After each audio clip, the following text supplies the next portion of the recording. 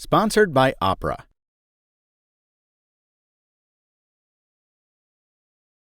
Maybe it's because I came up at a very specific time in technology, but this has always been my dream.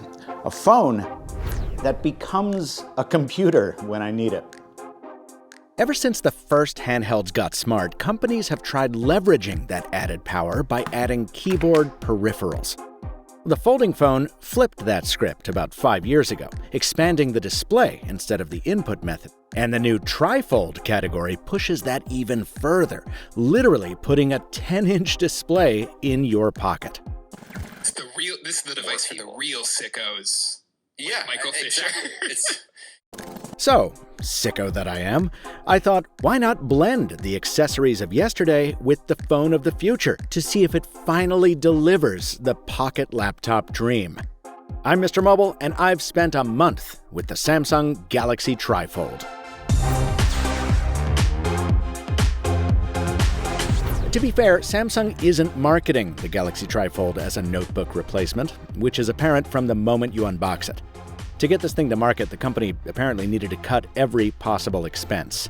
That meant shipping it with an older processor, the same kind of compromised camera collection from the Fold 7, and bundling just the basic case in the box, instead of the one with the kickstand.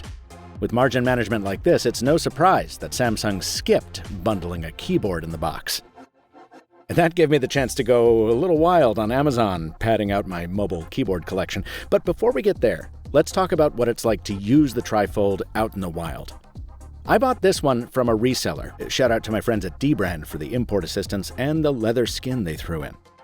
I've been using it as my primary phone on Google Fi for about 4 weeks, from NYC to Carmel by the Sea to Southwest Florida to CES in Las Vegas. And while it looks very similar to its sibling, the Galaxy Fold 7, and you can plainly see the design elements they share, the TriFold is a different beast entirely. And I do mean beast.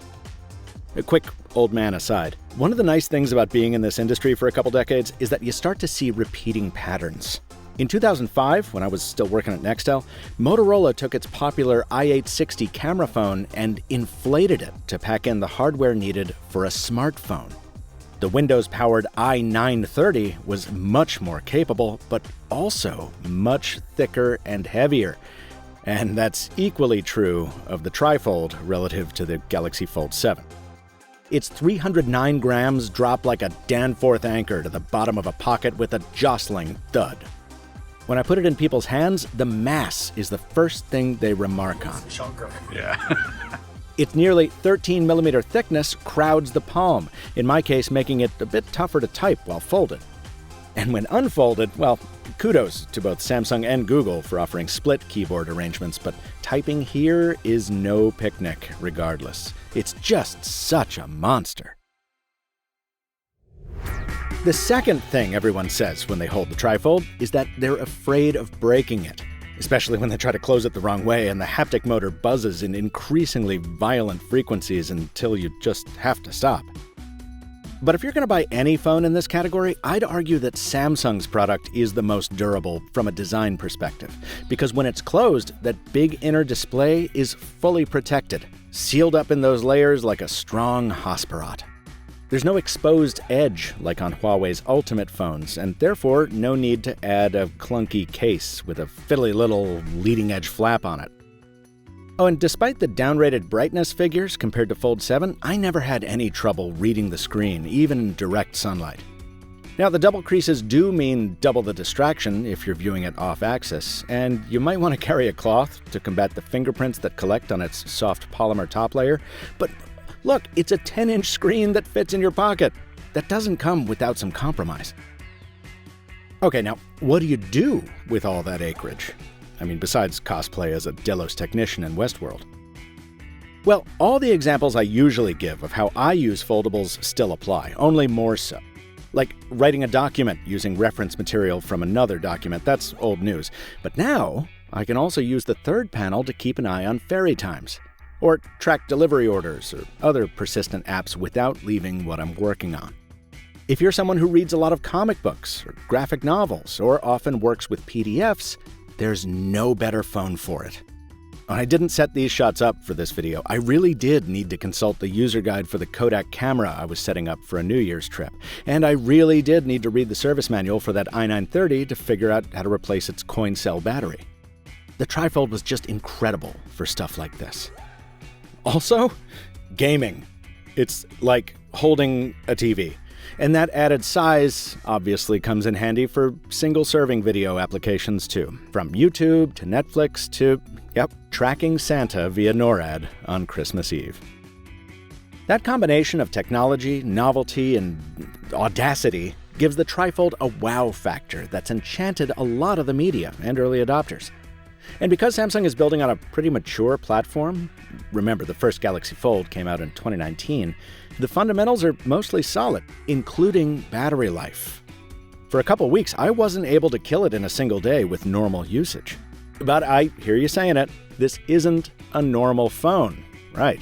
So I decided to put it to some decidedly abnormal usage. And that's where the true nature of the TriFold started to become clear. 20 years ago, I used Opera to browse the early mobile internet on flip phones. And now, as today's sponsor, it's helping me surf better everywhere. Better how? Well, like anyone else, I often end up in too many tabs town. Opera offers collapsible tab islands to help with that, helping you organize your tabs based on color or theme, like documents, research, and reference videos. Oh, and those videos don't have to stay stuck in their own tab. With Video Pop-Out, I can detach them and move them anywhere I want, including outside the browser, so I can keep watching beyond the website. I also listen to music when I'm writing, and just like with video, I can control those tunes right from the browser with the Pop-Out player. I use Spotify, but this works with most of the major streaming platforms. And finally, as you know, I'm sometimes form over function, so Opera's themes are a real delight. They don't just skin the browser, they're fully customizable with ambiance, animations, and even sound effects. I got a little carried away in Cyber City. Try them out at the link in the description, and thanks to Opera for sponsoring this video.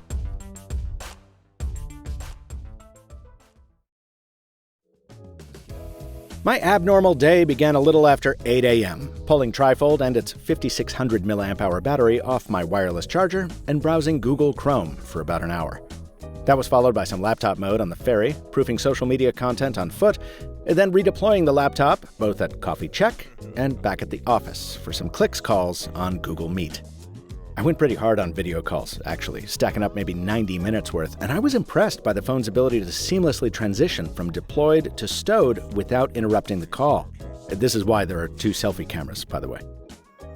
Those calls burned a lot of my battery, so by the time I got done with another email session, reading that i930 repair guide again, and taking more review notes, the TriFold finally gave up the ghost at about 4:15 p.m.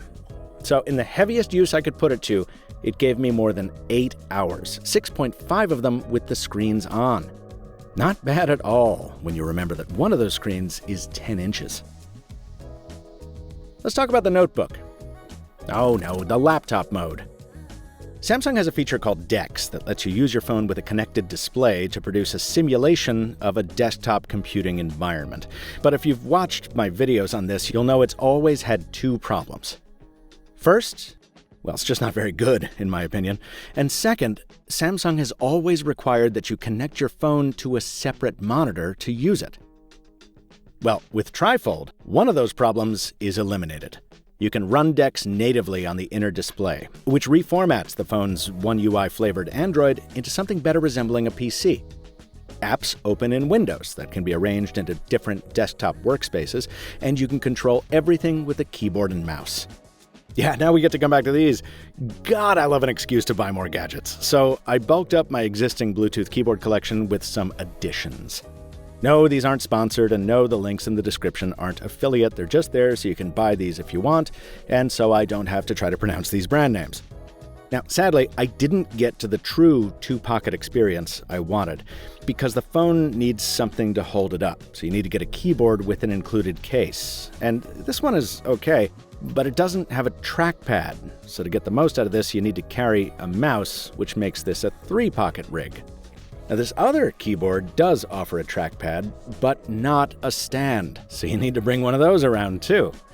Again, I sure wish Samsung would have spent the extra 50 cents per unit or whatever and bundled the kickstand case that this phone desperately needs.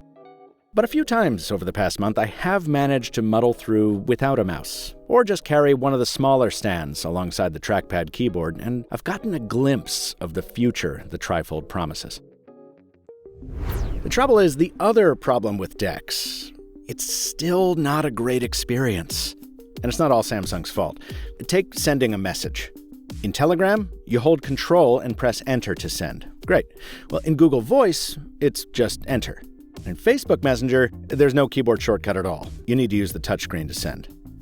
That little inconsistency might not sound like much, but there are dozens of them scattered throughout the experience. Apps that don't scale well to exotic form factors, a hall of shame headlined by Telegram and the increasingly awful Evernote, suffer just as much in DeX. Sometimes getting a window small enough to fit a few on the canvas means you butt up against the smallest area they're coded for, so the juice isn't really worth the squeeze. It's also a bit buggy in its current form. Switching into or out of it will sometimes put a window half off the screen, and on a couple occasions I think I crashed the mouse pointer? Yeah, I don't know, it's just a bit wonky. Now, the good news is, this is likely to get better over time as Google continues the work of merging Android and Chrome OS. And more immediately, I found I didn't even need DeX that much. Quite often, I found myself falling back on plain old Android, even in laptop mode, because the 2-app, and now 3-app, side-by-side multitasking is just easier. In short, the software experience on TriFold is a good start, but I'd really like to see more thought put into a multimodal device like this. Like, let me run multiple launchers, you know? I'd love Niagara on the cover for one-handed simplicity, and One UI on the inside for information density.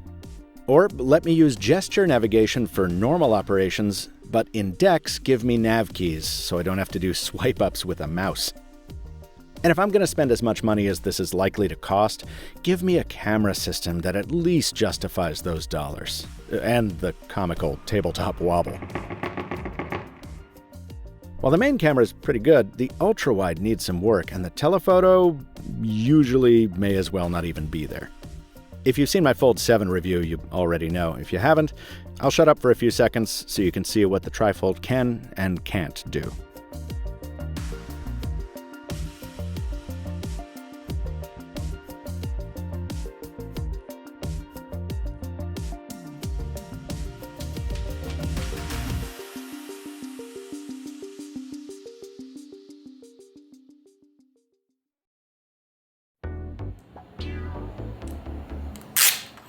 Despite having already spent far too much money on the TriFold, it's not the device I'll be driving on the daily, and that's largely for one reason. As I mentioned, by opting for the inward folding approach, Samsung has created a more durable foldable than its Huawei competition, at least in theory, but it's also eliminated the intermediate option of an 8-inch display when you want a little more screen, but not all of it. Say what you will about the awkwardness of a square screen, but I use this mode very often for reasons I've enumerated also very often. Factor in the TriFold's added pocket penalty, and I'll be relieved to go back to my Galaxy Fold 7 review unit after I hit publish on this video. Should you buy it? Well, US pricing hasn't been announced yet, but most are expecting an MSRP north of $2,400. My normal advice would be to wait for the next model, since this is the first device of its kind from Samsung, but I think it's bigger than that. I think we've already found peak foldable. It's book-type devices like the Fold 7 and Oppo N5, which feel exactly like a normal phone when closed and offer a great deal more once you open them. Now, I know people who watch a lot of videos on their phones will disagree with me there. I'm so tired of hearing about letterboxing. But anyone who's used a big foldable for, work or reading or anything else for an extended period knows how much utility you get from even an 8-inch screen. And until there's a truly viable software platform that's as easy to use as a PC or Mac, I think you're only going to see pocket laptops like this used by geeks like me. You know, I opened this video with a quote from the Sideload podcast, so why don't we close it with one too? Daniel Bader, I think, says it best.